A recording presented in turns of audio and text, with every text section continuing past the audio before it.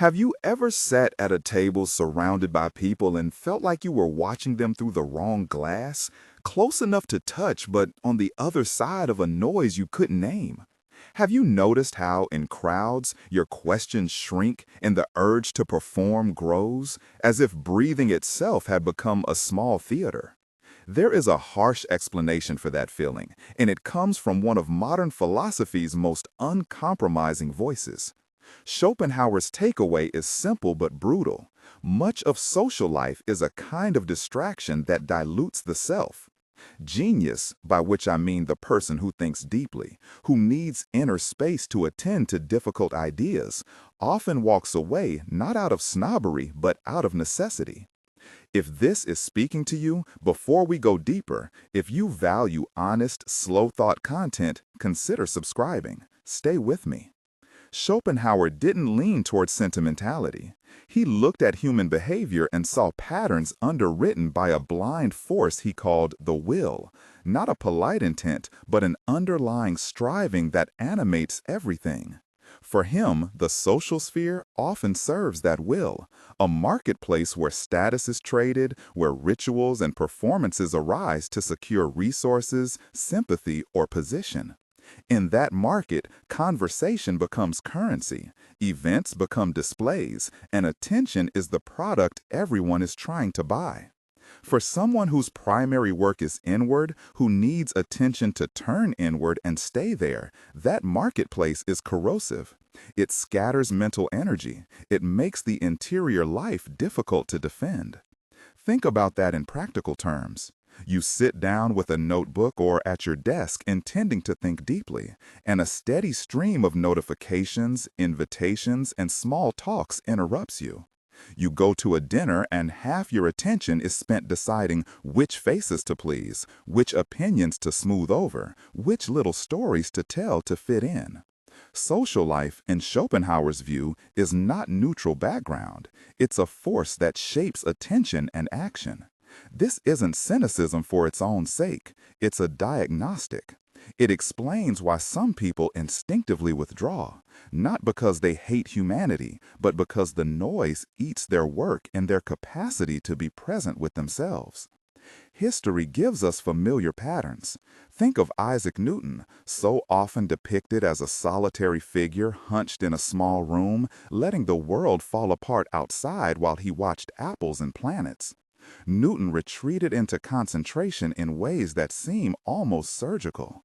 He needed months, sometimes years, of uninterrupted attention to coax out what others could not see. Franz Kafka, who wrote letters that read like attempts to translate inner turbulence into surviving sentences, famously favored solitude. His art demands a thinking that is not satisfied with small talk. Emily Dickinson lived most of her life intentionally withdrawn from social rituals, choosing a kind of inner intensity over the distractions of public life. Friedrich Nietzsche, though not a recluse in the same sense, cultivated intellectual solitude as a condition for producing aphorisms and provocations that break with the polite consensus. These are not cautionary tales of misanthropy. They are examples of people for whom withdrawing was instrumental, an environment chosen to protect a fragile capacity for depth. What unites these examples is not mere eccentricity. It is a recurring pattern. Exceptional inward work requires conditions that ordinary social life often cannot provide. That isn't to say all creators must isolate. Many produce in lively communities. But for a subset of thinkers and makers, solitude is less a preference than an enabling condition. Schopenhauer gives a metaphysical account for why social life pressures people into performance. The will pushes organisms toward survival strategies that manifest as competing for attention, mates, and resources. In human culture, those strategies translate into social rituals. So the person who resists that pressure, who refuses to spend their time chasing applause or small rewards, will naturally find themselves at odds with the crowd. This creates a paradox. The thinker who refuses to become a participant in shallow sociality often ends up more capable of meaningful speech when they return. Absence sharpens presence. Prolonged silence gives weight to what is spoken later. But that paradox has costs: grief, alienation, misunderstanding. Choosing solitude is not a romantic victory. It's a strategic and ethical tension. You protect the conditions of your inner work, but you also risk losing the immediate comfort of belonging. Schopenhauer's ruthlessness is the clarity that names that trade-off honestly. Let's be concrete about what Schopenhauer meant by noise and how it dilutes the self. Imagine a mind like a bowl of clear water.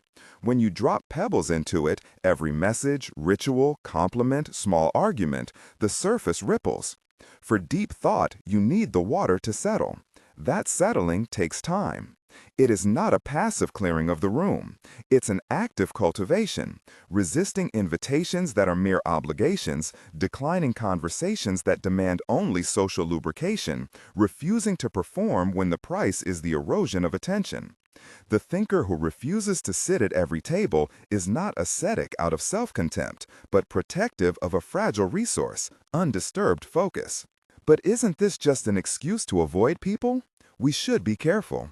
Solitude and isolation are often used interchangeably in everyday speech, but they're not the same thing. Solitude is an intentional stance toward being alone, the choice to create space for reflection, work, or recovery. Isolation is often an absence of choice, a form of exclusion or neglect. Schopenhauer's perspective emphasizes solitude as active, a disciplined environment one cultivates, like a gardener tending soil. It requires humility and discipline, not withdrawal as avoidance. Let's be concrete about what Schopenhauer meant by noise and how it dilutes the self. Imagine a mind like a bowl of clear water. When you drop pebbles into it, every message, ritual, compliment, small argument, the surface ripples. For deep thought, you need the water to settle. That settling takes time. It is not a passive clearing of the room. It's an active cultivation, resisting invitations that are mere obligations, declining conversations that demand only social lubrication, refusing to perform when the price is the erosion of attention. The thinker who refuses to sit at every table is not ascetic out of self-contempt, but protective of a fragile resource, undisturbed focus. But isn't this just an excuse to avoid people? We should be careful. Solitude and isolation are often used interchangeably in everyday speech, but they're not the same thing. Solitude is an intentional stance toward being alone, the choice to create space for reflection, work, or recovery. Isolation is often an absence of choice, a form of exclusion or neglect. Schopenhauer's perspective emphasizes solitude as active, a disciplined environment one cultivates, like a gardener tending soil. It requires humility and discipline, not withdrawal as avoidance. If solitude is nourishing, it turns inward without denying the outside world. It creates reserves that then allow for more authentic engagement when one does step into company. This is where compassion matters. Many viewers here live with a constant tug-of-war. They crave the kind of intense thought and deep creative work that solitude makes possible, yet they worry it's ego avoidance or unhealthy withdrawal. The honest answer is to treat solitude as a strategy with costs and responsibilities. It is not a moral badge. It is a tool. A tool can be misused. A person can hide behind "I need to think" to excuse not handling relationships, to avoid necessary vulnerability. The genius who walks alone must return sometimes. Presence in the world still has ethical weight. Schopenhauer's will to live offers a helpful frame. It explains why most social interactions are structured around proving something: worthiness, usefulness, status. The will is blind. It doesn't aim at truth or beauty, but at continuation.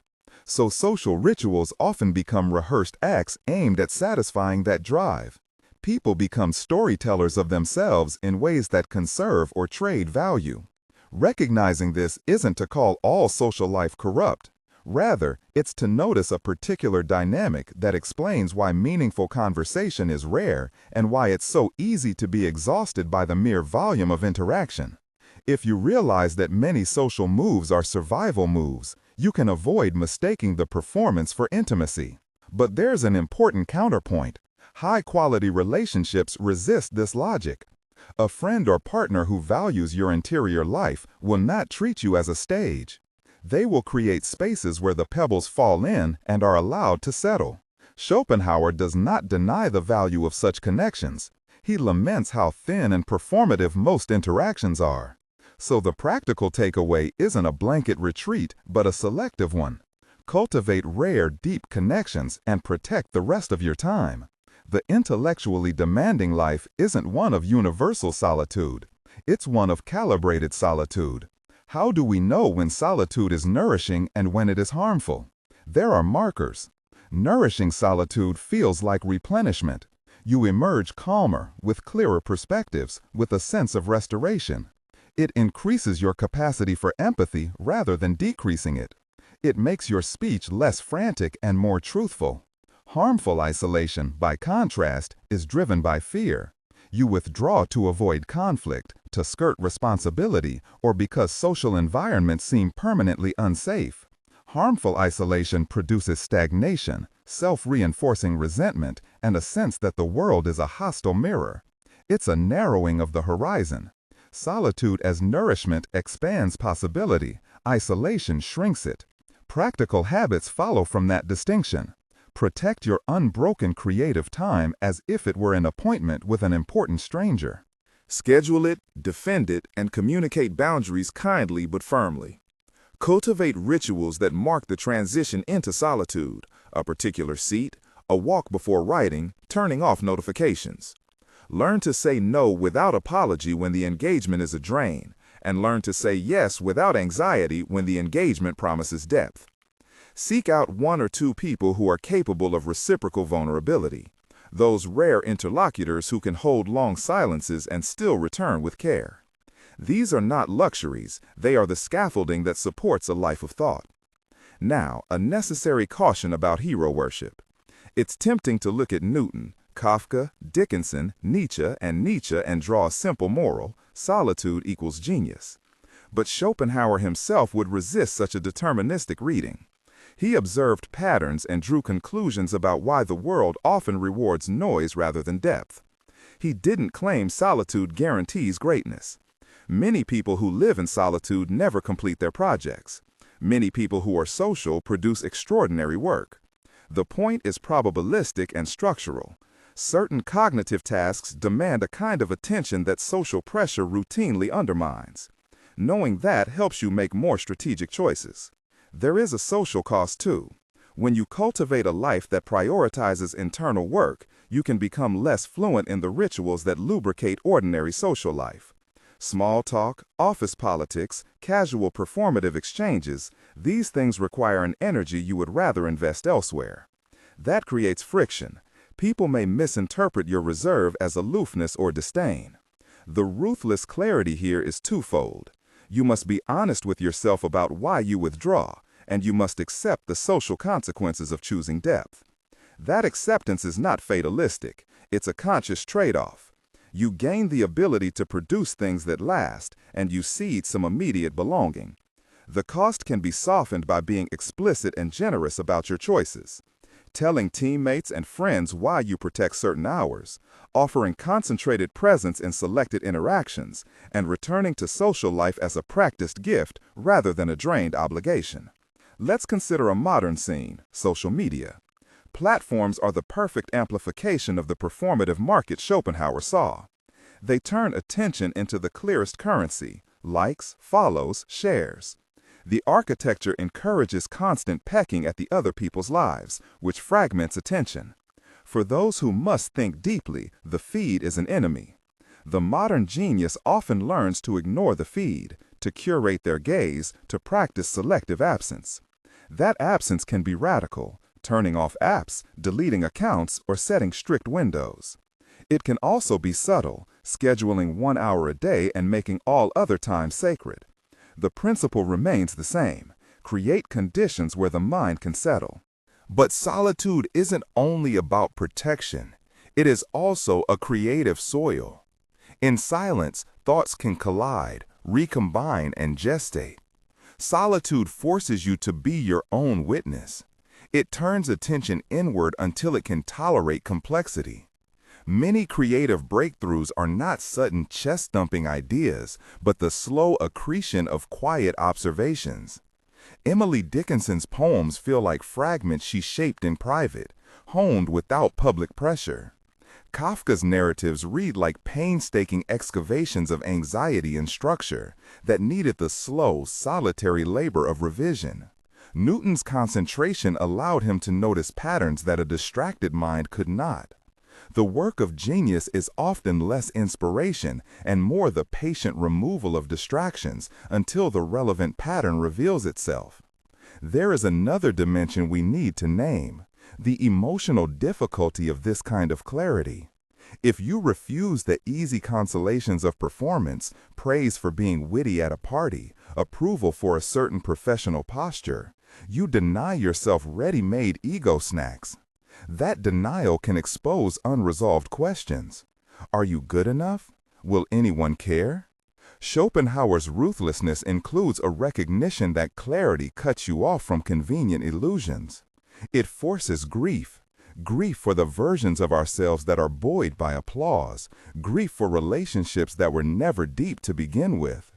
This grief is not incidental. It's part of the price of choosing depth.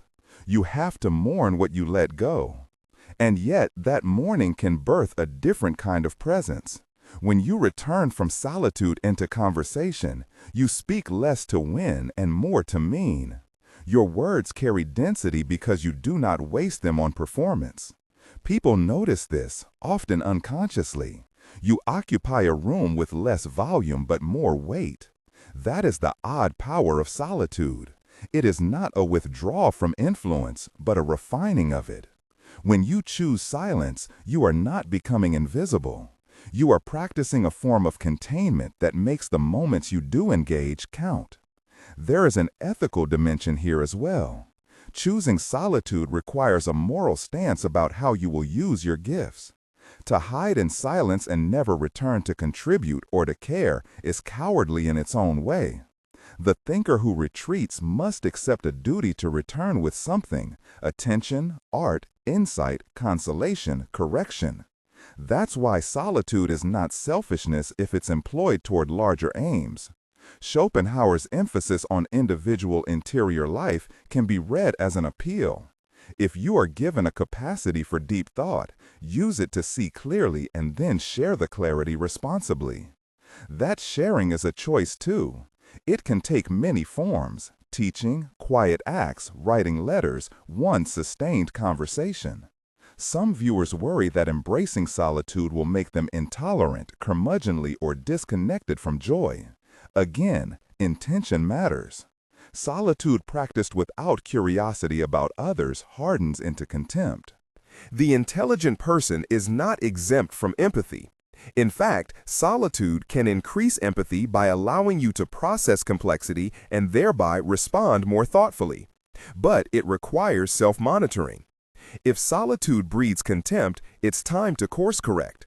Seek humility. Travel into others' perspectives deliberately, and remember that the world is not just a foil for your thought, but a place where your thought can be tested and refined. There are tactical moves you can adopt. First, defend blocks of time. Make your creative hours non-negotiable. Second, cultivate micro-rituals that help settle your mind. Walking in a particular loop, a cup of tea that signals the work begins, a short breathing exercise. Third, practice selected presence.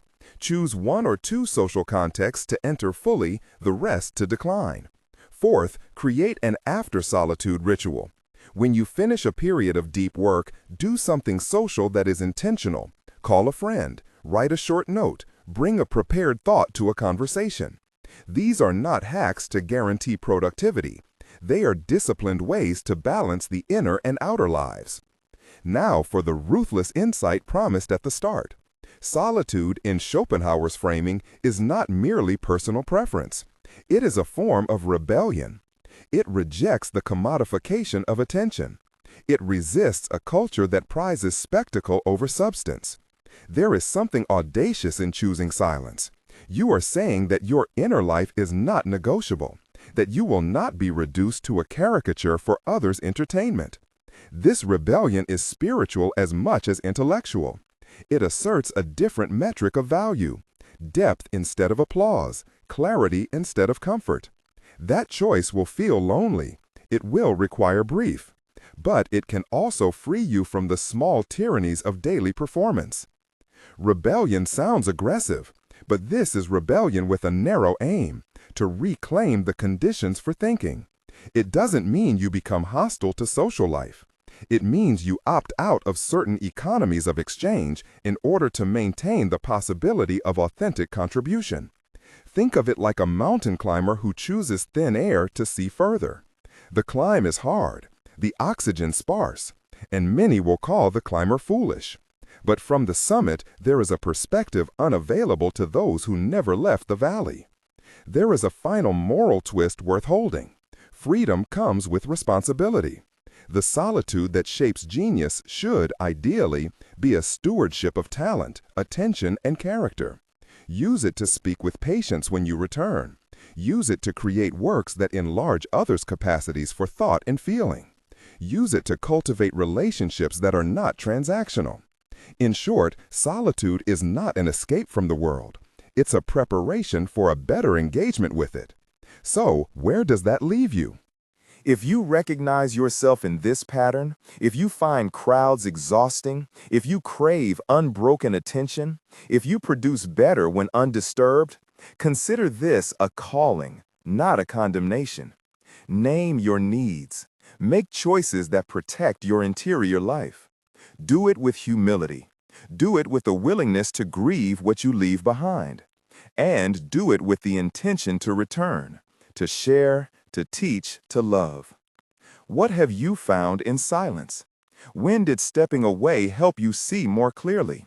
Leave a short comment about one moment when solitude changed what you thought or made. If this perspective resonated, share the video with one person who might need permission to choose depth.